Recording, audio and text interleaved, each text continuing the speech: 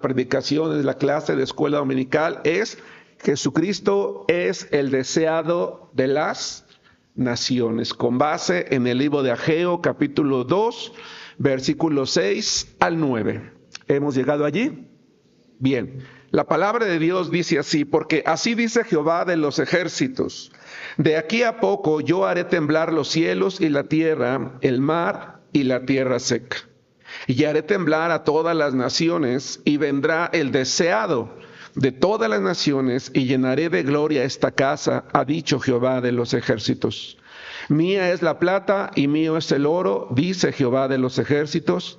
La gloria postrera de esta casa será mayor que la primera, ha dicho Jehová de los ejércitos, y daré paz en este lugar, dice Jehová de los ejércitos. Hermanos, con el propósito de poder ubicarnos en el contexto histórico, en el momento en el que el profeta Ageo está hablando estas palabras, me gustaría de manera muy general, sin hacer demasiado énfasis ni demasiada profundidad, hacer la siguiente referencia. Primero que nada, quiero decirles, hermanos, que para el pueblo de Israel, el templo, al ser un pueblo teocrático, un pueblo gobernado por Dios en la cuestión civil y en la cuestión religiosa, el templo para Israel era un lugar de gran relevancia, era un lugar prominente. El templo representaba, hermanos, un punto de cohesión, un punto de unión. El que el templo existiera, hermanos, y en él la gloria de Jehová, la gloria de Dios, implicaba para Israel un recordatorio que ellos como familia o que ellos como pueblo tenían algo que los unía. Y esto es el que la presencia de Dios estaba entre ellos y que ellos amaban a Dios. De tal manera que entonces para ellos ese lugar o ese templo era un lugar altamente simbólico, altamente relevante, porque allí estaba la presencia de Dios y porque les recordaba que eran el pueblo del Dios Altísimo. A través del tiempo y a través de la historia, si ustedes y yo leemos el Antiguo Testamento, nos vamos a dar cuenta que ese templo que en algún momento el rey Salomón construyó, que originalmente quería construir su padre, pero que por cuestiones personales de él, Dios no se lo permitió, es un lugar que con el paso de los años, con el paso de los siglos, va a sufrir una serie de cambios, de reconstrucciones, dado que el pueblo de Israel no siempre se mantuvo fiel. Entonces, para ubicarnos un poquito y poder llegar a Ageo, les voy a platicar lo siguiente, y si en algún momento alguno de nosotros nos perdemos en el camino, por favor, deténganme. Empezamos aquí al principio. El primer templo, ¿verdad?, que sucedió al tabernáculo de Israel que viajaba con ellos en el desierto, fue levantado por el rey Salomón, aproximadamente quizás unos 900 años antes de Cristo. En ese templo, ¿verdad?, fue ese lugar de reunión a donde el pueblo iba, llevaba sus sacrificios y los celebraba. Era un templo hermoso, bellísimo. David juntó muchos recursos, mucho oro, mucha plata, su hijo Salomón lo mismo, el pueblo lo mismo, y ese templo fue un lugar hermoso, extraordinario, incluso yo me atrevería a decir lujoso en extremo. Y cuando uno se pregunta por qué Salomón decide construir un templo de esa magnitud, pero sobre todo con esos materiales y con esas características, uno pudiera pensar en la época moderna, bueno, tal vez Salomón quería presumir que el templo le había quedado muy bonito, o tal vez quería quedar bien con el pueblo. No es así. En aquel tiempo, hermanos, se creía que cuando una nación o un pueblo adoraba a algún dios o a una serie de dioses, el amor que ese pueblo le tenía hacia ese dios era altamente representativo en la presentación de sus templos. Por eso es que si nosotros investigamos un poquito en la historia, nos vamos a dar cuenta que, por ejemplo, en la época griega, o los arqueólogos hoy en día han descubierto construcciones majestuosas, muy bonitas. ¿Por qué? Porque entre más grande, más bonito, más conservado, tuviera mejor mantenimiento un templo, implicaba que el pueblo o la nación que adoraba a ese Dios era alguien que le daba tanta relevancia que quería que todo mundo viera que el templo de ese Dios era un templo digno de él. Sin embargo, déjenme decirles que en realidad la belleza real de este templo no eran sus materiales. La belleza no era la manera en la que Salomón lo construyó, que por cierto no fue a su gusto, sino bajo las indicaciones que Dios le dio. La belleza de ese templo radicaba en el hecho de que la gloria de Dios estaba allí. Esa era la hermosura de ese templo. La belleza de ese templo radicaba en el hecho de que allí estaba el arca del testimonio. La belleza de ese templo radicaba en el hecho de que en esa arca estaba la ley de Jehová, la ley de Dios, que le recordaba que Dios era un Dios tan cercano como ellos, que no solamente estaba en medio de ellos, que no solamente los amaba, sino que era un Dios al que ellos perfectamente sabían cómo tenían que adorar, porque ellos no lo hacían como a ellos se les ocurriera. Ellos tenían leyes claras, tenían mandamientos en los cuales Dios se había preocupado en instruir de manera clara, específica, directa, contundente, asertiva al pueblo de Israel para que ellos lo adoraran tal como Él lo esperaba y no como ellos quisieran. Lamentablemente pasa el tiempo, esa nación de Israel decide no vivir apegado a los mandamientos de Dios y entonces el Señor retira su gloria, lo cual vimos en la clase la semana pasada, y a causa de que Él retira su gloria y su presencia, Él los entrega en manos de sus enemigos y sus enemigos, hermanos, van a destruir este templo. Este templo es destruido, hermanos, por el rey Nabucodonosor allá por el año 586 a.C., cuando toma cautiva a la nación de Israel y los lleva a Babilonia. Ahora bien, ¿por qué una de las primeras cosas que se hacían cuando una nación conquistaba a otra era destruir su templo? ¿Por qué Nabucodonosor decide que una de las cosas más importantes que tenía que hacer era derribar los muros de Jerusalén, pero también su templo? A ver, para verificar si me estoy expresando con claridad, yo quiero que tú me digas, hermano, hermana, ¿por qué Nabucodonosor decide que una de las primeras cosas que tenía que hacer era destruir ese templo? Para desanimarlos, para tirar su moral. ¿Qué más?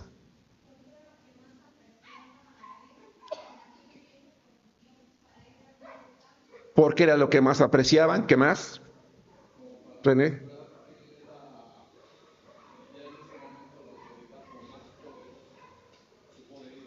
También para demostrar su poderío. ¿Qué más? Algo más. ¿Por qué más decides Omar?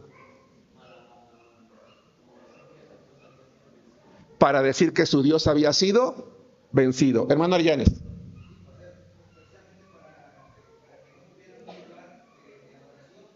Para romper esa hegemonía, esa unión, esa unidad, para infundir en ellos desconfianza. Su Dios ya no tiene el poder, su Dios ha sido vencido, su Dios ya no está con ustedes. Porque además déjenme decirles, hermanos, que históricamente se creía antiguamente que cuando una nación iba a la batalla contra otra, sus dioses también iban a la batalla.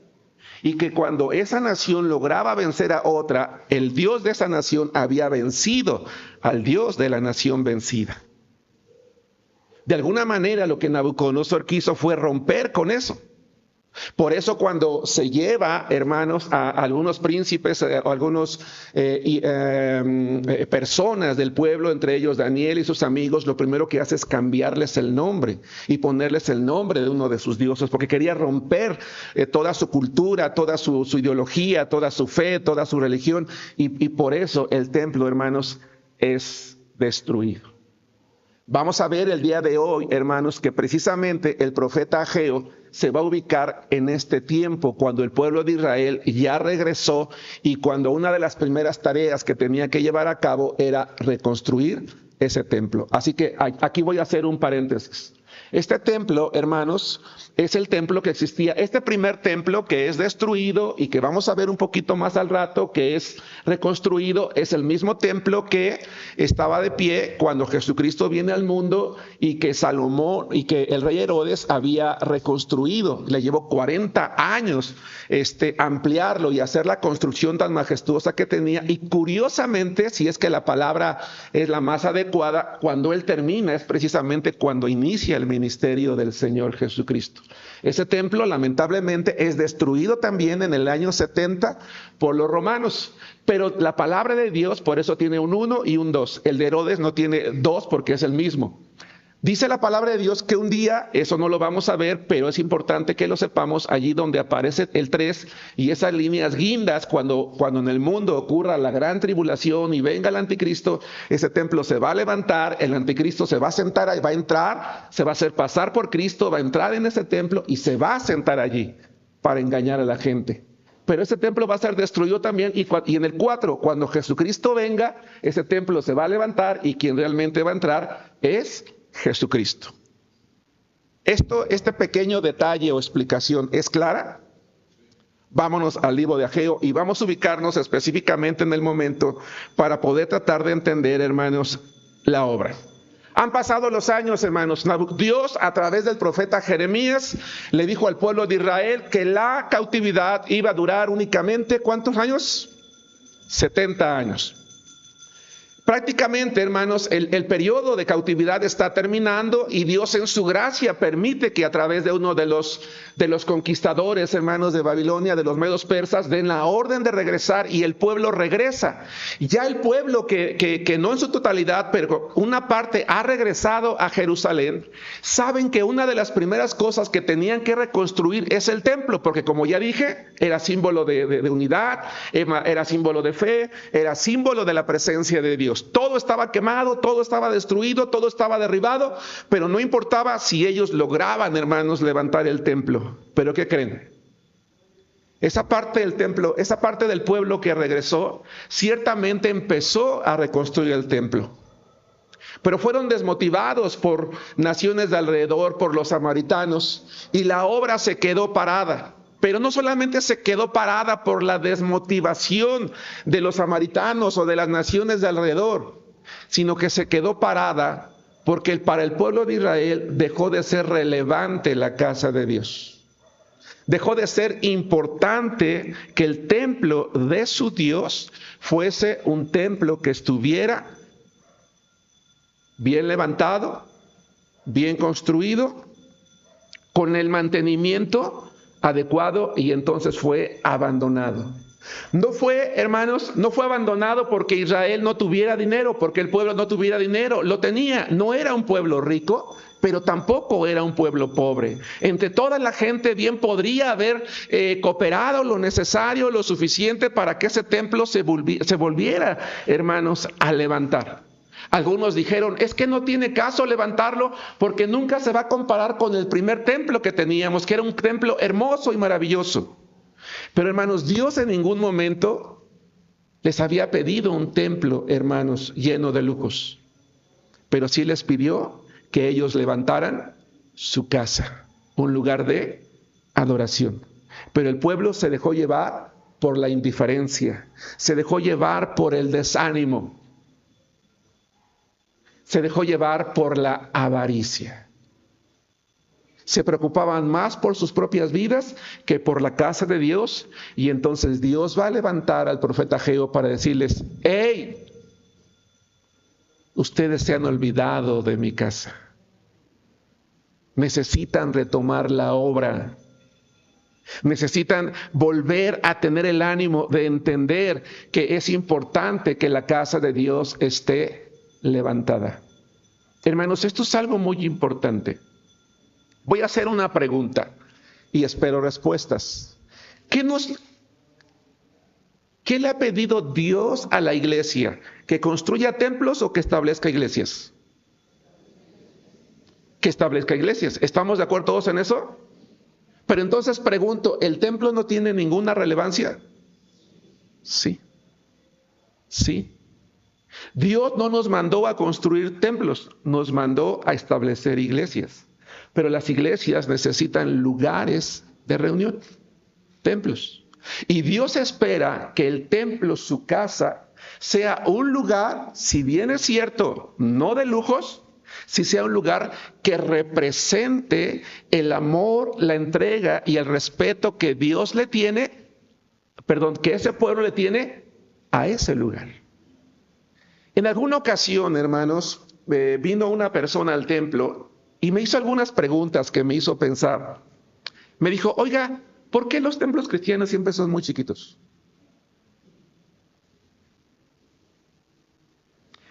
Yo quiero decirles, hermanos, que la mayoría de ustedes no ha visto cómo esta casa se ha ido construyendo. Tenemos una casa sencilla, pero no hemos visto, o la mayoría de ustedes no ha visto el sacrificio que nos ha costado hacer esto.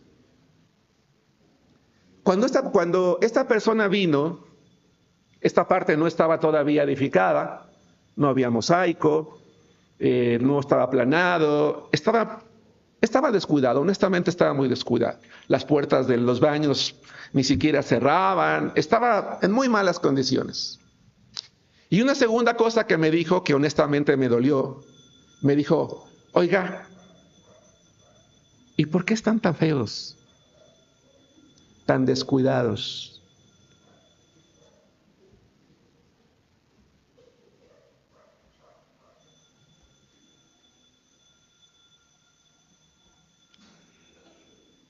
Y entonces, hermanos, empezamos una obra de construcción. A través de los años, ustedes lo saben, empezamos a cooperarnos como familia, hicimos las casitas, hicimos las alcancías, hicimos el dar una ofrenda cada 3 meses. ¿Se acuerdan los hermanos que ya como yo son más viejitos en la iglesia? Y fuimos levantando. Y fue muy bonito, hermanos, ver a los vecinos de alrededor, que la gran mayoría saludo o me saludan, me dicen, oiga, vemos que ya están arreglando su templo, ¿verdad? Qué bien. Qué bonito les está quedando. Oiga, fíjense que ya vimos que ya están haciendo su templo. Sí, qué bueno. Oigan, qué bueno, está bien. Y cuando aplanamos, oiga, qué bonito les está quedando su templo. Oigan, qué bueno. Y cuando pintamos, por lo menos 2 o 3 vecinos me dijeron, oiga, qué bonito les está quedando su templo. Dice, hemos visto que a través de los años lo han venido arreglando. Y hay una vecina que me dijo, hasta a mí me dan ganas de arreglar también mi casa.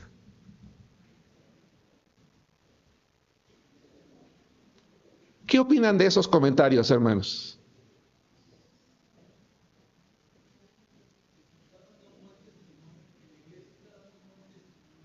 ¿Un testimonio de qué? Pablo.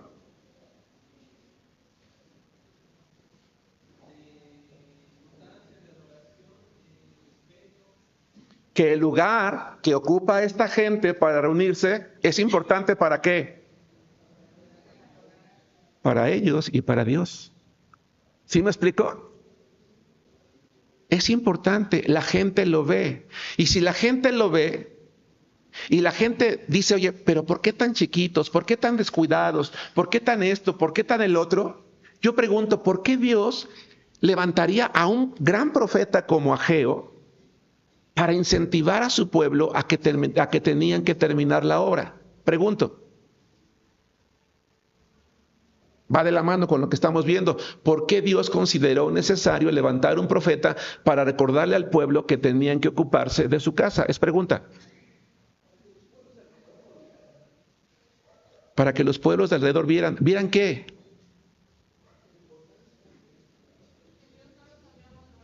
Que Dios no los había abandonado, que era importante para ellos. El pueblo volvió. Y miren, ¿pero de qué sirve que volvió? Si miren cómo tienen su templo. Sigue en ruinas, sigue abandonado. Con razón su Dios los abandonó, ¿verdad? Ni siquiera. ¿O qué clase de Dios era ese que ni siquiera su propio pueblo es capaz de preocuparse en edificar la casa que está en ruinas? ¿Sí nos damos cuenta? Es en ese contexto en el que el profeta Ageo, hermanos, es levantado. Ahora bien, cuando Jehová el Señor levanta en este tiempo, hermanos, a ese profeta, no solamente lo hace para motivar al pueblo en el sentido de que ellos se preocupen por la presentación de su casa, sino que va a hacerles a ellos una serie de promesas con el propósito de motivarles a entender por qué era relevante que ellos se preocuparan por esa casa. Y vamos a Ageo, capítulo 2, versículo 6. Hasta aquí. ¿Todos estamos en la misma línea? ¿Es claro para todos? ¿Sí? Perfecto. Bien, entonces el Señor usa Ageo para alentar al pueblo, y en estos versículos que nosotros estamos leyendo y o vamos a estudiar, vamos a ver varias cosas, varias promesas. 1, dice 2:6. Porque así dice Jehová de los ejércitos, de aquí a poco yo haré temblar los cielos y la tierra, el mar y la tierra seca. Una preocupación era, ellos habían sido de alguna manera, hermanos, no nada más era su indiferencia, como lo dije hace rato, también habían sido un poco amedrentados de parte de los samaritanos. También habían logrado que el rey diera una orden para que se detuviera esa obra, pero a ellos no les importó. Se consideraban, se habían convertido en un pueblo miedoso, temeroso. En lugar de confiar en Dios y decir, no, si Dios nos hizo volver, si Dios está con nosotros, Dios ha cumplido su palabra, vamos a levantar el templo y estamos seguros que Él nos va a cuidar, nos va a proteger de las amenazas de los demás pueblos, pero no lo hicieron. Y entonces lo primero que le dice Jehová el Señor es, de aquí a poco yo haré temblar los cielos y la tierra, el mar y la tierra seca. ¿Qué quería decirles Jehová el Señor a su pueblo? ¡Ey! No se preocupen. Hermanos, estas palabras del versículo 6 tienen una promesa que tiene un cumplimiento primario y tiene un cumplimiento secundario. Cuando su servidor o algún hermano de la iglesia que está predicando dice que algo tiene un cumplimiento primario y un cumplimiento secundario, significa que el cumplimiento primario es algo que va a suceder en el corto plazo y algo secundario es algo que va a suceder en el largo plazo. Lo que el Señor les está diciendo es, yo voy a hacer temblar la tierra, hablando de las naciones, yo voy a tomar el control, yo voy a someter a esas naciones que hoy a ustedes los están sometiendo para que ustedes no tengan temor de ellos y ustedes puedan puedan terminar la obra. Les voy a demostrar que yo soy más poderoso, yo no he sido vencido. Dios nunca había sido vencido, por eso había estado con Daniel, por eso había estado con Ezequiel, por eso los había cuidado también en la cautividad y por eso ellos habían regresado. Pero al parecer eso no les había entrado en la mente y en su cabecita. Le dice, yo estoy con ustedes, yo voy a tomar el control, no se preocupen, sigan adelante con su obra. Pero la profecía de Ageo tenía también un cumplimiento secundario. ¿Por qué? Porque vamos a aprender el día de hoy que allá donde dice 4, un día este templo que otra vez fue derribado y que hoy por hoy no está levantado, va a ser levantado.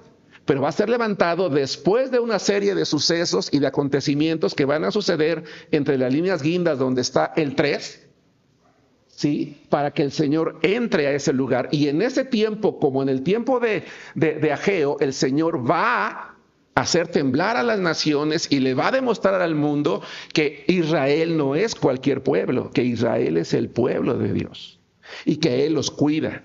Y en aquel entonces Él va a hacer que ese templo se levante y Él entra allí, pero no estoy allí todavía.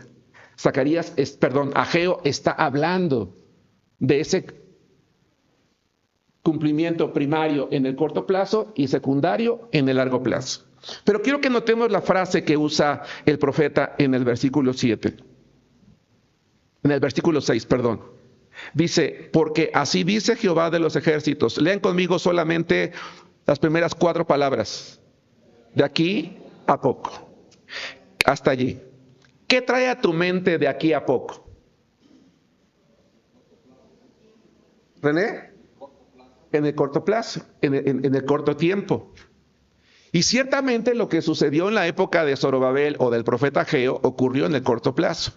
Pero la verdad es que el cumplimiento secundario, que es el más relevante, aún no ha sucedido.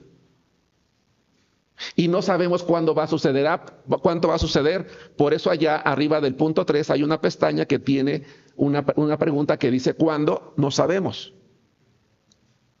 ¿Por qué Dios dice de aquí a poco si ese poco ha durado cientos de años?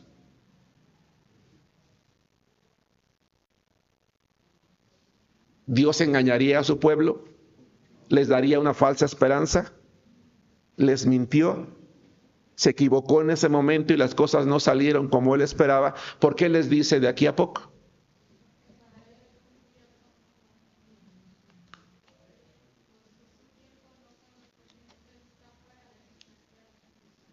Porque Dios no está supeditado al tiempo, no está limitado al tiempo. Porque lo que Dios quiere decirle a su pueblo es de aquí a poco. Y cuando Dios dice a poco, no está diciendo mañana, la semana que entra, dentro de 3 semanas o dentro de 4 años. Dios, de acuerdo a la Biblia, a la palabra de Dios, algo que podemos entender nosotros, Él tiene planes, tiene propósitos. que Él va a ir cumpliendo en el momento adecuado. Y en virtud de que Dios no está supeditado al tiempo como a mí, que me desespera, ya esperé 5 años, ya son 25, ya me voy a morir y ni siquiera lo voy a ver. No. Por eso es que cuando nosotros hablamos de la eternidad, hay cristianos a quienes no les emociona mucho la eternidad. No, ¿y qué voy a hacer cuando ya han pasado 5,626 años? ¿De verdad vamos a estar en la eternidad? ¿Nos vamos a aburrir allá como por el 10,000? ¿Sí me explico? No, cuando estemos en el cielo, nosotros seguramente veremos el tiempo, o la perspectiva del tiempo será muy distinta y la consideraremos como Dios la considera. Cuando Dios dice de aquí a poco, es una expresión que está en armonía a la manera en la que Dios ve el tiempo y que espera que nosotros de alguna manera la entendamos, si es que no podemos verla de la misma manera. Y vamos al pasaje que referenciaba Felda, que está en 2 de Pedro capítulo 3, versículo 8. Dios enseñó a su pueblo a través de sus promesas a darse cuenta que Él podía actuar de manera inmediata y que lo hacía, pero que también la culminación de todo lo que Él tenía para ellos no necesariamente iba a pasar en el tiempo inmediato, pero iba a pasar. Lo que Dios quería era que el pueblo realmente confiara en Dios. Si Él dijo que iba a suceder, iba a suceder. ¿Sí nos damos cuenta? Vamos a leer la palabra de Dios todos juntos en la segunda epístola de Pedro, capítulo 3, versículo 8. ¿Estamos allí? La palabra de Dios dice así todos juntos. Mas, oh amados, no ignoréis esto, que para el Señor un día es como 1000 años y 1000 años como un día. Dios no se desespera. Dios es eterno. Dios no lleva prisa. Él siempre va a cumplir con su palabra. Cuando dice que para Dios un día es como 1000 años y 1000 años como un día, es que el tiempo para Él no es significativo como nosotros. ¿Sí? Abraham le dio una promesa, lo vimos en la predicación de la semana pasada, y tardó 25 años en cumplirla. Abraham no desmayó. Él estaba plenamente convencido. Tuvo una fe tan grande que le fue contada por justicia. Él sabía, Dios le dijo, yo te voy a dar descendencia. No le dijo, ¿cuándo? Pero Abraham sabía que la iba a cumplir porque él era Dios. Él confiaba en Dios no por lo que recibía de Dios, sino por quien era Dios. Y Dios quería que su pueblo tuviera la misma confianza. Hey, ustedes deben de continuar con la obra. Yo voy a tomar el control de sus enemigos para que ya no tengan temor de ellos. Pero un día, y esto lo vamos a ver con base en el contexto, dice, van a estar en una situación semejante y aún en aquel momento yo voy a tomar el control de todo. Vamos al versículo 7. Dice la palabra de Dios, para poder comprender bien. Ya les dijo en el versículo 6, y la tierra seca. Pero continúa porque allí no terminaron las palabras. Versículo 7. Y haré temblar a todas las naciones, es decir, voy a traer juicio sobre ellos, y vendrá el deseado de todas las naciones, y llenaré de gloria esta casa, ha dicho Jehová de los ejércitos. Esta promesa del Señor también tiene un cumplimiento a relativamente un plazo más corto y otro a un plazo más largo, no tan corto como el de aquí. Pero a ver, vamos a entender por qué el Señor les dice esto. Vamos a empezar por la segunda parte. Dice, y llenaré de gloria esta casa. ¿Cuál era una de las razones por las cuales el pueblo también perdió el ánimo para reconstruir la casa? El templo, porque no estaba tan bonita como la otra. Porque no tenían los recursos que tenía Salomón, que recopiló o que juntó David. Ciertamente estaban reconstruyendo las paredes, pero los más ancianos decían, este templo no tiene nada que ver con el otro. Y eso fue lo que los desanimó. Pero además en ese templo ya no estaría la Shekinah, la gloria de Dios. En ese templo ya no estaría el arca del testimonio, ya no estarían los querubines que representaban la gloria de Dios. Tendría muchas cosas que ya no lo harían semejante al otro. Pero Dios, para motivarle, les dice que en ese templo, que para ellos en ese momento ante sus ojos era insignificante, un día iba a ser llenado de la gloria del Señor. ¿Cuándo se cumplió esa promesa que Jehová el Señor hizo al pueblo a través del profeta Ageo? Cuando Jesucristo vino al mundo. Jesucristo estuvo en los atrios de ese templo. Quiero que vayamos a Juan, capítulo 1, versículo 14. Jesucristo, hermanos, es Dios. Y aunque ciertamente Él había velado su gloria en su humanidad, ¿verdad? Juan, el autor de este capítulo o de este libro, dice algo muy interesante. ¿A qué se refería Ageo cuando dice que ese templo insignificante ante los ojos del pueblo, que no para Dios, ojo, insignificante ante los ojos del pueblo, que no para Dios, porque para Dios era importante, porque para Dios era relevante que ellos lo tuvieran, pero para levantarles el ánimo les dice que un día iba a ser llenado de la gloria de Dios. Pero iba a ser llenado de la gloria de Dios de una manera distinta a como había sido en el Antiguo Testamento, años antes, con la gloria, con la columna de fuego o con la columna de nube. Iba a ser muy distinto. Y ese cumplimiento iba a suceder cuando Jesucristo viniera y estuviera en los atrios. Pero el cumplimiento real va a ser en los últimos tiempos. Vamos a ir poco a poco. Juan capítulo 1, versículo 14. Juan capítulo 1, versículo 14. Y aquel verbo fue hecho carne y habitó entre nosotros y vimos su gloria. Gloria como del unigénito del Padre, lleno de gracia y de verdad. ¿Cuándo vieron su gloria los discípulos de Jesús? Cuando habitó entre ellos, ciertamente, a través de sus milagros, pero hubo un momento en particular en la transfiguración. ¿Se dan cuenta? En la transfiguración lograron tener una muestra, permítanme decirlo de esta manera, pequeña de lo que es la gloria del Señor. Pero aun cuando esa gloria estaba, digamos, velada a los ojos de todos, Él era Dios. Él es Dios. Jesús es Jehová.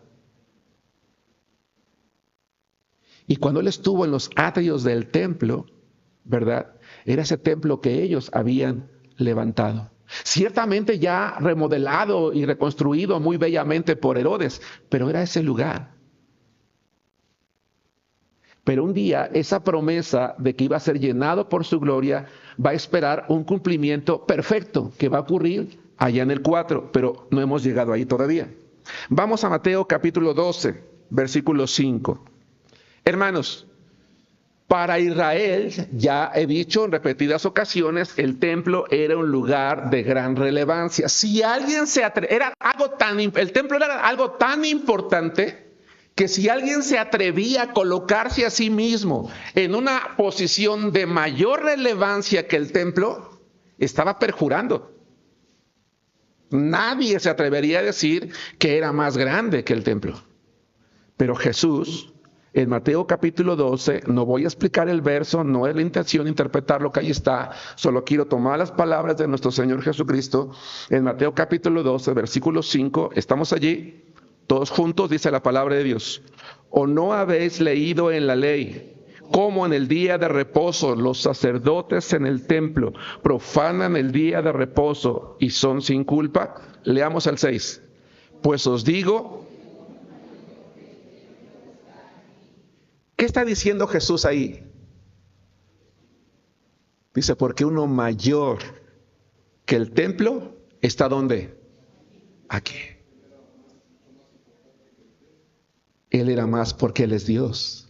Él, cuando estaba en ese lugar, está dándole el valor que tenía. Su presencia es lo que le daba ese valor, esa validez. Ese Dios que se hizo hombre, que ciertamente, repito una vez más, veló su gloria, estaba allí en el templo, era el Señor del templo.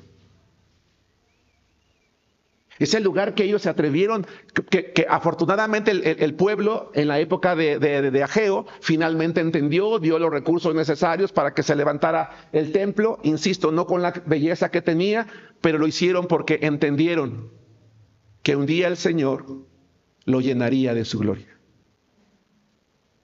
Aunque como dije hace rato, de una manera diferente, de una manera distinta. Continuemos, regresemos a Ageo. Regresemos a Ageo, por favor, capítulo 2. Versículos 8 y 9. Dice, mía es la plata y mío es el oro, dice Jehová de los ejércitos. Recordándoles, oye, recuerda que lo que tú tienes no es tuyo, dice Dios, es mío. Yo te lo di. Trae lo que se necesita, dice Dios, para que se pueda levantar el templo. Y les dice algo, la gloria postrera de esta casa será mayor que la primera. Ha dicho Jehová de los ejércitos, y daré paz en este lugar, dice Jehová de los ejércitos. Hermanos, vamos por partes.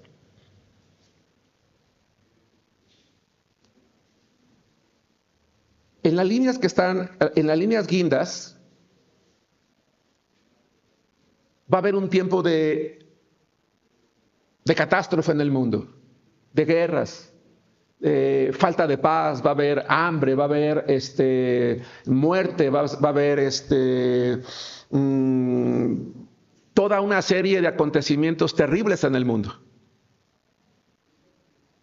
Muchas naciones van a estar guiadas por el anticristo tratando de eliminar ese pueblo que es el pueblo de Dios. Y en ese tiempo, esta profecía de Ageo, que él va a hacer temblar a las naciones, tomando el control de ellos, acabando con ellos, sí, va a cumplir algo, pero también se va a cumplir algo. Quiero que volvamos de nuevo a la palabra, otra vez, vamos por partes.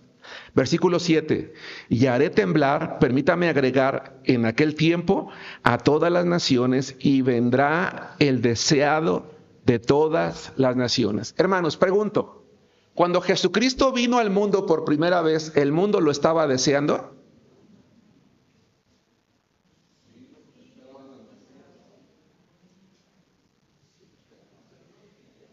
A ver, va de nuevo. Cuando Jesucristo vino por primera vez, ¿el mundo lo estaba deseando?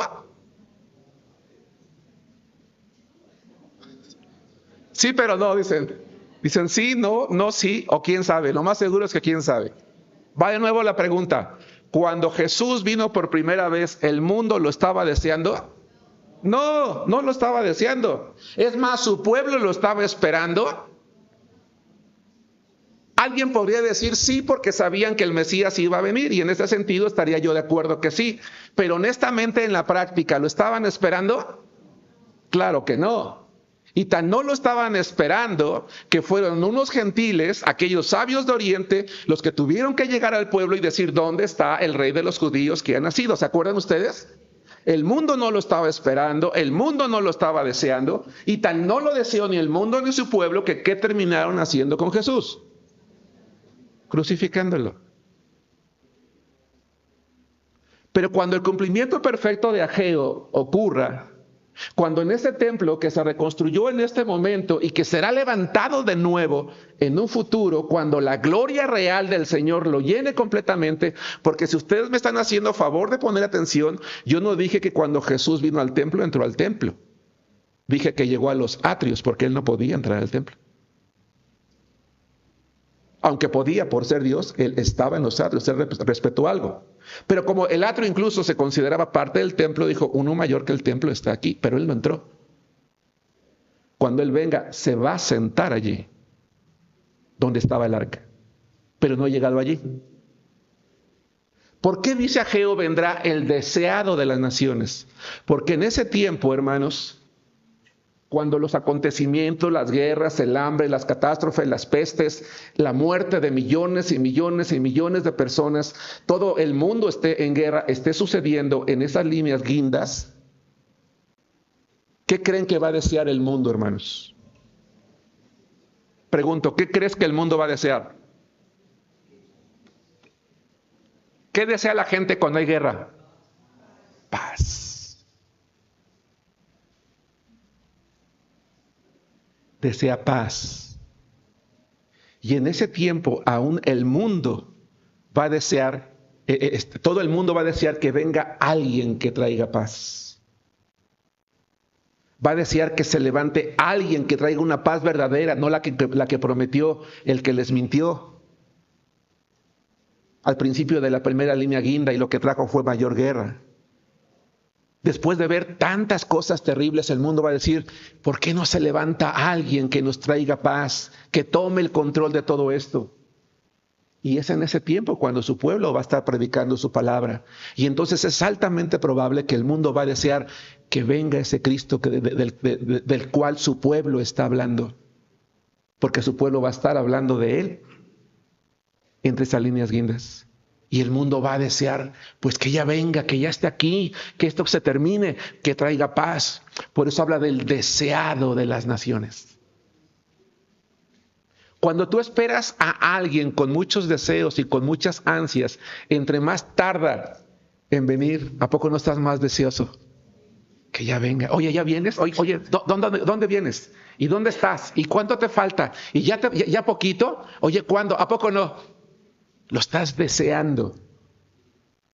Dios va a hacer que los acontecimientos en el mundo ocurran de tal manera que ese mundo que en la primera ocasión menospreció a su hijo, hermanos, lo desee. Y que desee lo que Él les puede dar. ¿Y qué es lo que Él les puede dar, hermanos? Paz. Regresemos al versículo 9. ¿Vamos bien, hermanos? ¿Seguros? ¿Me estoy explicando con claridad? ¿Se está entendiendo? ¿Estamos comprendiendo en qué momento está predicando Ageo? ¿Por qué se levantó? ¿Cuál era su propósito? ¿Cuál es la relevancia del tiempo? ¿Y cuándo va a ser el cumplimiento pleno? ¿Cuándo va a llegar al clímax la promesa de Ageo, hermanos? ¿Seguros? Bien. Casi estamos por terminar entonces. La palabra de Dios dice de nuevo en el versículo 9, todos juntos: la gloria postrera de esta casa será mayor que la primera. Ha dicho Jehová de los ejércitos, y daré paz en este lugar, dice Jehová de los ejércitos. Hermanos, ¿por qué la gloria de esta casa, de esta que está levantando el pueblo en la época de Ageo, por qué la gloria de esta casa va a ser mayor que la primera en ese tiempo? ¿Pablo? Porque Jesucristo va a entrar al templo, ya no en el atrio, porque Jesucristo va a gobernar el mundo desde allí. Allí va a estar su trono. Vuelvo a preguntar, ¿por qué se dice que la gloria postrera es más grande que la primera? Ya comentó el hermano, porque Jesús está allá, pero me gustaría que se ampliara un poquito más, René. Ajá.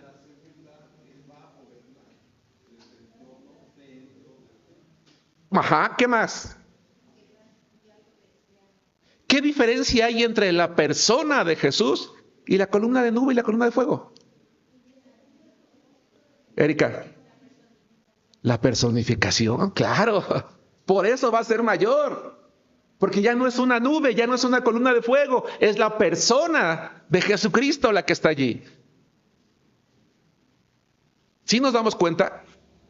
Si ustedes leen el libro de Ezequiel por allí del 44 en adelante, donde están las instrucciones de cómo va a ser ese templo, sus habitaciones y todo, prácticamente el detalle tiene que ver con las habitaciones, con las medidas, pero nunca se habla de lujo, nunca se habla de todo, se habla de quién va a estar allí.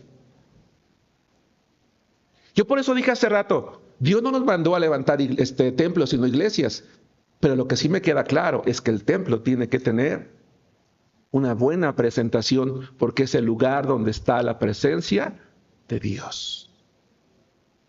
Hermanos, el Señor está aquí. Y lo relevante de nuestra reunión es que el Señor está aquí, que su Espíritu está aquí. Y si Él está aquí, hoy su Espíritu, su presencia, por eso es importante, lo he dicho en otras ocasiones, que nosotros valoremos la asistencia a la iglesia. a las reuniones, porque vamos a donde está el Señor, alabamos al Señor, Él está entre nosotros. Te va a parecer ilógico lo que voy a decir, no lo es. Lee las cartas a las iglesias en Apocalipsis, dice que Él caminaba entre las congregaciones, Él nos ve con qué actitud venimos, con qué ganas cantamos, con qué interés atendemos. Si estamos más preocupados por irnos que quedarnos, distraídos en pensar en la tarea, en el trabajo, en la comida, o ya me voy. No, Él está mirando, Él está viendo. El pueblo no tenía, hermanos, el privilegio de entrar al templo. Nosotros tenemos el privilegio de estar en un lugar donde está la presencia de Dios. Y entonces dice, la gloria va a ser mucho mayor que la primera, porque Jesucristo mismo, Dios hecho hombre, iba a entrar e iba a estar allí. Y finalmente el pueblo iba a entender, Él era el Mesías que estábamos esperando, nuestro Dios. Lo van a adorar ellos y lo va a adorar todo el mundo. Y entonces va a traer algo, versículo 9. Estoy por terminar, insisto. La gloria postrera de esta casa será mayor que la primera, ha dicho Jehová de los ejércitos, y daré, ¿qué dice? Paz. Esta paz, hermanos, va a empezar quitando las dificultades que ellos estaban viviendo. Es la paz que el Señor nos da cuando quita las dificultades que nos separan de Él. Es esa paz que da al corazón del pecador que se arrepiente y le busca como Salvador. Es esa paz con la que quiere que cada uno de nosotros vivamos en este mundo. Es esa paz que quiere traer entre Dios y nosotros, entre nosotros y Dios. Pero también es la paz con la que quiere que vivamos los hombres con los hombres. ¿Sí nos damos cuenta? ¿Qué clase de paz?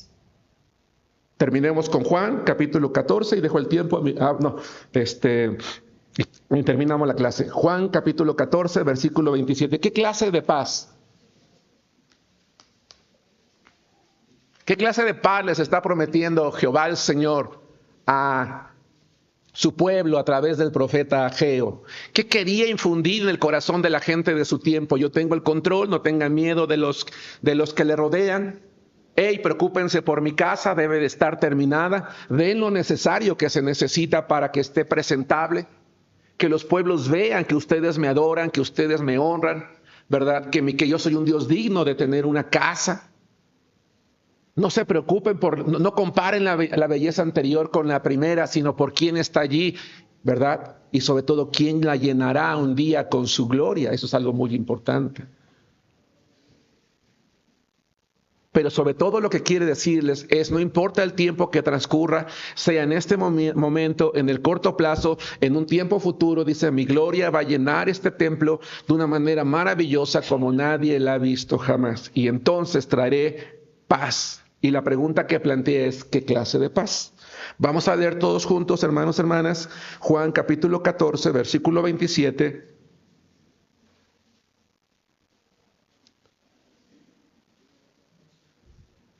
¿Estamos listos? La palabra de Dios dice todos, la paz os dejo, mi paz os doy. Yo no la doy como el mundo la da. No se turbe vuestro corazón, ni tenga miedo. ¿Qué clase de paz traía el Señor, hermanos? Una paz perfecta. Una paz perfecta. Esa paz que su pueblo deseaba. El Señor un día traerá la paz que el mundo desea y que se va a dar cuenta que no se lo da una religión, un ídolo, una filosofía, una forma de pensar o un camino que esté alejado de Él. La paz que el mundo necesita, solamente Cristo la puede dar. Y Él espera que quienes hemos creído en Él permitamos que su paz nos haga ya no estar turbados y no vivir, ¿con qué, hermanos? Con miedo. Es una paz que sobrepasa todo entendimiento. Conclusión. Jesucristo es la paz. Será la paz que el mundo ha deseado siempre. Vamos a ponernos de pie, vamos a hacer una breve oración y vamos a prepararnos para entonar una alabanza estire sus pies.